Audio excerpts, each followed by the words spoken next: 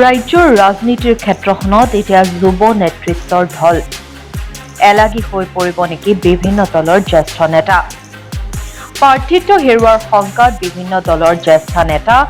এনে পৰিস্থিতিৰ মাজতে এখন পৰিস্ফুট ছবি দেখা গ'ল কংগ্ৰেছ দলৰ জ্যেষ্ঠ নেতা পৃথ্বী মাঝিৰ দখলত থকা লাহোৱাল সমষ্টিত কেইবাটাও বিধায়কৰ কাৰ্যকাল অতিক্ৰম কৰা প্ৰাক্তন বিধায়ক মাঝিৰ সলনি 2021 নিৰ্বাচনত কংগ্ৰেছ দলে মনোজ ধানোৱাৰক প্ৰাৰ্থিত্ব প্ৰদান কৰাৰ কথা প্ৰাৰ্থিত্বৰ প্ৰবল দাবীদাৰ যুৱ নেতা মনোজ ধানোৱাৰে এই দিশত প্ৰাথমিক কাম আৰম্ভ কৰিছে দেওবাৰে সমষ্টিটোৰ প্ৰায় 12,000 ভোটাৰৰ কানাইগাঁৱৰ গ্ৰীণউড চাহ বাগিচাত ধানোৱাৰে এক ৰাজহুৱা সভাত মিলিত হয় সভাত বিজেপি চৰকাৰৰ কাৰ্যভাৰ গ্ৰহণৰ দিন ধৰি ৰাজ্যখনৰ জনসাধাৰণে ভুগি অহা দুৰ্দশাৰ কথা ধানোৱাৰে উল্লেখ কৰে লাহোৱাল যুৱ কংগ্ৰেছ আৰু চাহ মজদুৰ কংগ্ৰেছৰ উদ্যোগত অনুষ্ঠিত এই নিৰ্বাচনী সভাত 4 কোটিৰো অধিক যুৱকে বিজেপি আৰু আন দল ত্যাগ কৰি কংগ্ৰেছ দলত যোগদান কৰে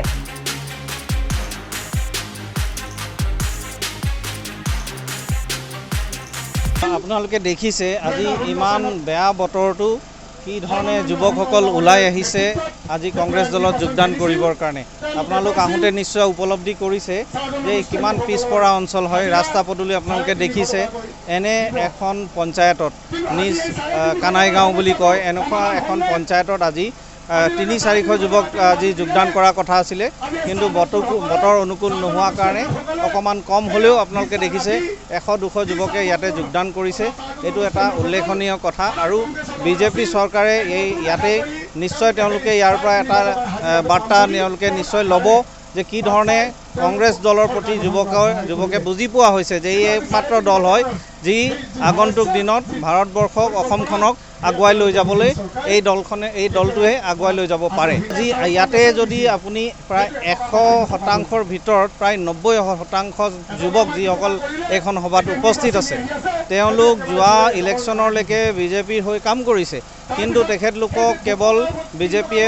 প্ৰতাৰণাহে কৰিলে যেতিয়াই নিৰ্বাচন আহে তেখেতলোকক ব্যৱহাৰ কৰিলে আজি এই যুৱকসকলে ভাল ধৰণে কথাখিনি বুজি পাইছে আৰু সেইকাৰণে যুৱকসকলে বুজি লৈ আজি ওলাই আহি কংগ্ৰেছ দলত যোগদান কৰিছে কাৰণ তেওঁলোকৰ ভৱিষ্যতৰ কথা আছে তেওঁলোকে দেখিছে যে প্ৰতাৰণাৰ নামত বিজেপিয়ে ইটোৰ পিছত ইটো আঁচনি দি আছে কাম কোনো কৰা নাই বাস্তৱত যুৱকসকলক ঠগি আছে তেখেতলোকৰ ভৱিষ্যত অন্ধকাৰৰ পিনে গৈ আছে গতিকে যুৱকে ওলাই আহিছে আৰু তেখেতলোক এতিয়া কংগ্ৰেছৰ হৈ কাম কৰিবলৈ সাজু হৈ আছে যি বুলি নহয় আচলতে আমি কৰি গৈয়ে আছোঁ অলপ দিন আগতে আপোনালোকে চাউলখোৱাত যিখন যুৱ কংগ্ৰেছৰ যিখন সভা হৈ গ'ল তাতো প্ৰায় 200-300 যুৱকে তাতে যোগদান কৰিছে আজি এইখন সভা আমাৰ কাৰণে বেছি উল্লেখনীয় কাৰণ কেৱল এটা পঞ্চায়তৰ ওপৰত ভিত্তি কৰি ইয়াত 100-200 যুৱকে আজি ইয়াত যোগদান কৰিছে এইটো আমাৰ কাৰণে এটা অত্যন্ত গৌৰৱৰ কথা আৰু আমাৰ আত্মবিশ্বাস বাঢ়িছে এনেকুৱা এটা পিছপৰা অঞ্চলত 100-200 যুৱকে যোগদান কৰা আৰু যি প্ৰায়ভাগ যুৱক যোৱা ইলেকশ্যনলৈকে বিজেপি হৈ তেখেতলোকে কষ্ট কৰিছিল কিন্তু বিজেপিয়ে তেখেতলোকক প্ৰতাৰণা কৰাৰ বাহিৰে একো নকৰাৰ কাৰণে তেখেতলোক কংগ্ৰেছ দললৈ আহি গৈছে আমাৰ কাৰণে অত্যন্ত উৎসাহৰ কথা পূৰ্বৰে পৰা মনোজ ধানোৱাৰৰ ভোটাৰৰ মাজত প্ৰবল জনসমৰ্থন থকা বাবে 2021 নিৰ্বাচনত বিজেপিয়ে লাহোৱাল সমষ্টিটো লাভ কৰা অসম্ভৱ হৈ পৰিব আমি এইটোৱে ক'ব বিচাৰিম যে আজি যুৱ কংগ্ৰেছৰ উদ্যোগত তথা মজদুৰ কংগ্ৰেছৰ উদ্যোগত যি ধৰণে যুৱকসকল যোগদান কৰিব ওলাই আহিছে আমি অনাগত দিনটো কংগ্ৰেছ দলক ৰাইজে আস্থাত ল'ব বুলি আশা কৰিছোঁ আৰু বিশেষকৈ যুৱ প্ৰজন্মই বিজেপিৰ এই মিথ্যাচাৰ বিজেপিৰ এই জুমলাৰ বিষয়ে বুজি উঠিছে কাৰণ বিজেপি চৰকাৰখনে বিগত দিনত বিভিন্ন ধৰণৰ বিশেষকৈ সংস্থাপন তথা চাকৰি দিয়াৰ ক্ষেত্ৰত 20 কোটি চাকৰি কেন্দ্ৰত আৰু 2 কোটি চাকৰি কেন্দ্ৰত 20 লাখ চাকৰি অসমত দিয়াৰ যি প্ৰতিশ্ৰুতি দিছিল সেই প্ৰতিশ্ৰুতি তেওঁলোকে ফলপ্ৰসূ কৰিব নোৱাৰিলে ইয়াৰ উপৰি নিবনুৱা সমস্যা সমাধান কৰাৰ দূৰৰ কথা তেওঁলোকে কেতিয়াও ইচ্ছাও প্ৰকাশ নকৰিলে তেওঁলোকে যদি ইচ্ছা কৰিব পাৰিলেহেঁতেন তেওঁলোকে ইচ্ছা কৰাহেঁতেন সঠিকভাৱে তেওঁলোকৰ যদি ইচ্ছা থাকিলেহেঁতেন তেওঁলোকে সদিচ্ছাত আজি এই যি জুমলা এই যি প্ৰতিশ্ৰুতি ভুৱা প্ৰতিশ্ৰুতি তেওঁলোকে বাস্তৱত ৰূপায়িত কৰিব পাৰিলেহেঁতেন কিন্তু আজি যুৱ সমাজে এই কথা বুজি পাইছে আৰু সেইকাৰণে আজি এই যুৱকসকল